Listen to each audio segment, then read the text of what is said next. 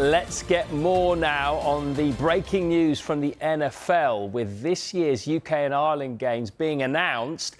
And we can join Neil Reynolds live right now from Dublin Castle. Neil, great to see you. A historic day, isn't it, for all Irish NFL fans, their first ever regular season game?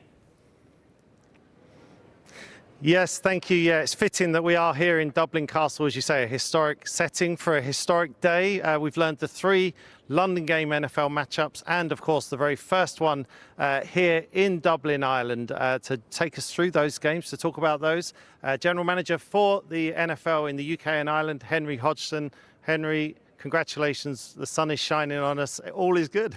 It is. It really is fantastic. We've announced, as you say, 4 games. First of all in Dublin on Sunday, September the 28th, with the Pittsburgh Steelers hosting the Minnesota Vikings. And then the 3 weeks after that in London, first 2 games at Tottenham. Again, the Vikings playing against the Browns, the New York Jets hosting the Denver Broncos, and then finally the Jacksonville Jaguars at their home at Wembley against the LA Rams. Let's start here then, Henry, in Dublin, where there has been, I guess, a demand in recent years for what's going to come in September, an NFL game. You started to feel the buzz here, and has the NFL sat up and taken notice of this fan base? Yeah, that's exactly right. I think we've known and we've seen that there are fans, a large number of fans and a growing number of fans in Ireland, and we heard that. And then we had a team in the Pittsburgh Steelers who, owned by the Rooney family, have incredible heritage in Ireland, who really wanted, saw the opportunity for them to bring their team back to Ireland, if you like. And so those 2 things, plus support from the Irish government, from Croke Park, from Dublin City Council, led us to this point where we're able to play a game here. Pittsburgh Steelers fans travel all across America. The Minnesota Vikings fans do the same. And then you've got other fans from America, fans from across Europe. It's going to be quite a scene here, isn't it?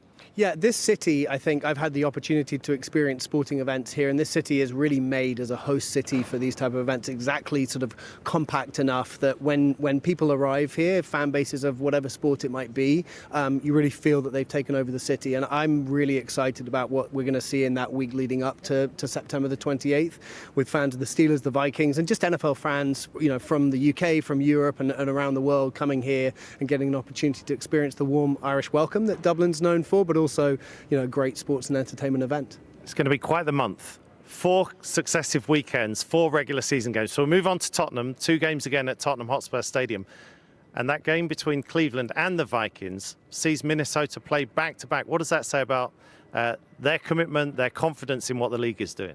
Yeah, this is the first time a team's played back-to-back as an opponent, and also the first time they've played in 2 different countries. So it is going to be a test. But I think it, to your point, does show that the Vikings are really committed to growing their fan base. As you know, they've played a lot over the last few years in London, and I think they've had a great experience doing it. Their head coach, Kevin O'Connell, has sort of experienced as a coach what it takes to bring his team there. And so I think the commitment they're showing by doing this is a tremendous one. And then you look at the London game, the very next London game, the first one at Tottenham Hotspur Stadium, will be the 40th. 2007 doesn't seem that long ago, but we're on to number 40. It's been an incredible journey, hasn't it? It really has, and you look at where we've come from since then, with that first game played, I think both you and I were there, played in the rain at Wembley Stadium, to now having, the purpose-built Tottenham Hotspur Stadium, a venue which I think is incredible, amongst the top venues for NFL, anywhere in the world. And so, yeah, it's quite a marker to put down to have played 40 games in London, but equally at the same time to show that we're pushing the boundaries and playing the first game in Dublin. Wherever you look at these games, there are stories to be told. And you look at the New York Jets, new head coach with Aaron Glenn, the Denver Broncos back in the playoffs last year with Bo Nix at quarterback. That's an exciting matchup as well there, the second one at Tottenham. Yeah, it absolutely is. I think, as you say, both of those teams, I think the Broncos sort of, at least to me, came a bit out of nowhere last year to have a really strong season and a really promising young team. The Jets are having a bit of a reset, but I think everything shows that they're really on the way up as well. So that game's going to be a fantastic one. And then the Jags, obviously, also with new leadership, playing against the LA Rams, who have been a consistent contender and have a lot of great players themselves. Yeah, Jacksonville is to be their 14th game in London. I mean, that continued commitment, again, is part of the journey, isn't it? When you tell the story of what's happened in the UK and Ireland, Jacksonville have been integral. Absolutely. Yeah, they are front and centre in that story. And again, they're making that commitment. They're showing that commitment. They've played a couple of times the last 2 years. They've played back-to-back games. They weren't on the schedule of either of the teams this time. But I think the willingness is there from Jacksonville to play in London and to continue that history. How important is this 4 weeks in terms of the games itself and then what you can do around the games to build momentum for new fans for the rest of the season and for years to come? Yeah, I think they are very, very important markers for us. You know, these are the key points in the UK and in Ireland across the season.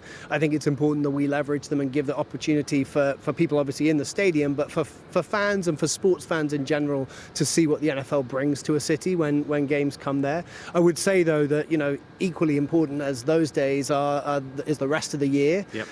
You know, we're putting a lot of effort into, for example, growing flag football, the non-contact version of the sport across the UK, and we're seeing tremendous results there. We have the NFL Academy, which is growing and delivering British, Irish and European players into college football in the US, which is going to help us grow the sport.